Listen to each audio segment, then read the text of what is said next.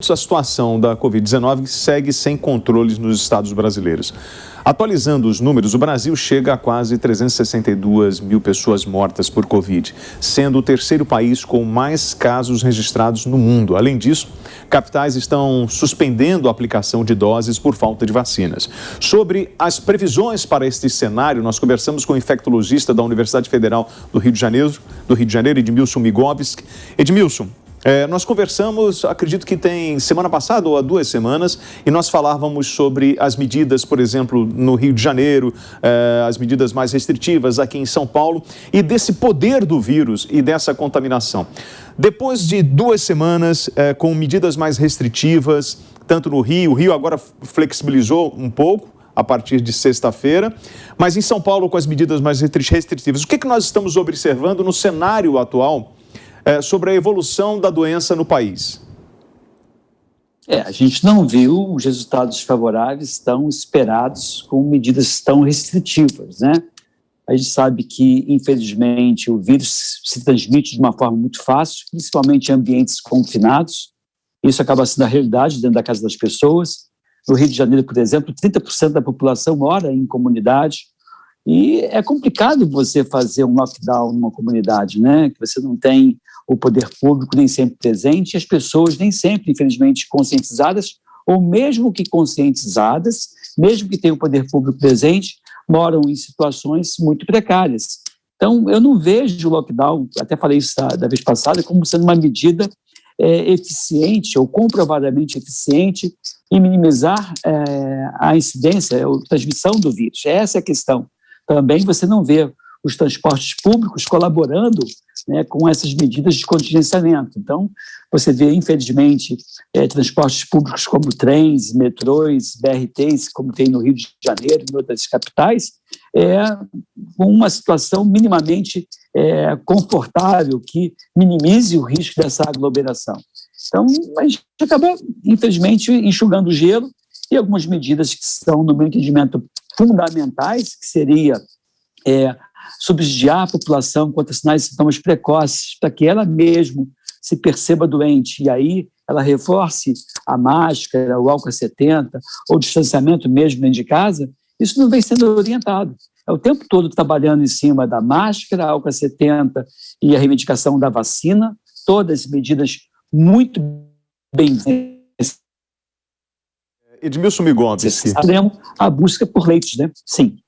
Uma gentileza ao senhor, o seu microfone do fone está encostando no botão da camisa e está dando uma certa interferência. É só colocar... isso, melhorou. É ótimo, Edmilson, obrigado pela... Não, imagina, é porque está um barulhinho e aí fica incomodando, aí a equipe técnica falou comigo agora, falou assim, olha, só avisa ele lá para ficar melhor. Ótimo, Edmilson. Edmilson, eu vou trazer agora os números da Covid, que a gente está com 13.673.050 pessoas contaminadas. Nós tivemos 361.884 óbitos. Casos recuperados, 12.170.771 casos.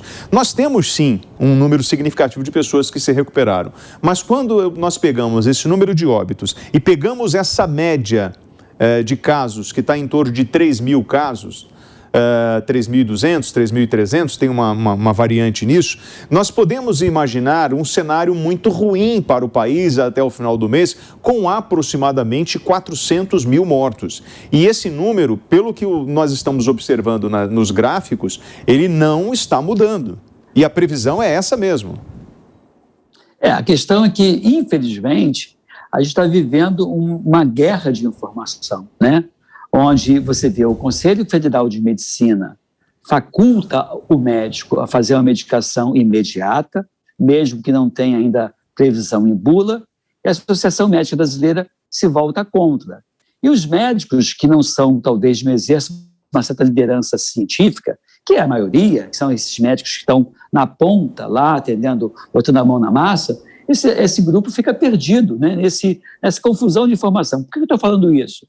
Porque se nada for feito para mudar a intervenção imediata, como a gente defende, se isso não for implantado de imediato, e se o médico na ponta não comprar essa ideia, a gente vai ficar, sim, contabilizando muitas mortes.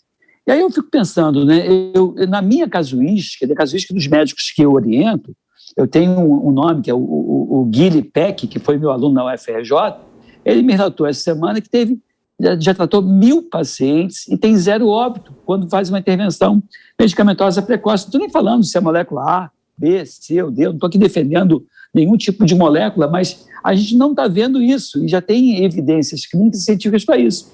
Isso vai me dando uma dor que, para mim, seria muito mais fácil eu concordar com um monte de infectologista que diz, não tem medicamento. Mas aquele negócio, não tem medicamento para você, mas quando eu adoeço eu tomo tudo. Isso não é coerente nem honesto. Essa é a questão que eu estou me batendo. E aí sim, isso vai me revoltando, porque aquelas prefeituras que optaram por iniciar a medicação imediata, você teve aumento da notificação, mas teve uma redução das internações dos casos graves. Então, a gente está trabalhando nos extremos, que é a máscara, álcool 70, vacina, ou em busca do leito e de melhora, porque o que acontece? Não é mais leitos que vai fazer com que haja uma redução importante da letalidade. Isso porque no Brasil, de cada 10 pessoas que internam em terapia intensiva, 8 ou 9 morrem. Então, se 8 ou 9 morrem, as pessoas vêm morrendo não é bem por falta de leito. As pessoas vêm morrendo porque vêm agravando. E a pergunta é, tem como fazer alguma coisa para as pessoas não agravarem? A resposta é sim, tem. E aí é isso que a gente não tem espaço. A Jovem Pan tem dado esse espaço, eu acho legal. Mas todas as vezes que eu venho com esse discurso, determinadas mídias já não me chamam mais. A Jovem Pan está de parabéns por fazer esse jornalismo que eu reputo como legal de ouvir os dois lados, né? Isso que você está trazendo, essa falta de normas e procedimentos com a orientação necessária, mostrando isso que você está falando. Bom, de cada 10, 8 estão morrendo. Mas em algum momento eu tenho uma alternativa X. Então não é hora de usar isso e salvar essas pessoas, independente de crença, de preconceitos ou qualquer coisa nesse sentido. Nós estamos vivendo uma guerra. E numa guerra, você não pode ter pudor em agir. Edmilson, olha, infelizmente o tempo é curto, eu peço desculpas a você, queria te agradecer a participação, mas eu estou com o horário bem apertado hoje, mas vou te convidar para a gente voltar com esse assunto aqui no Jornal da Manhã, segunda edição. E eu tenho novidade para isso, tá? Tem uma resposta dessa bem legal, conta comigo. Eu volto com você então essa semana ainda.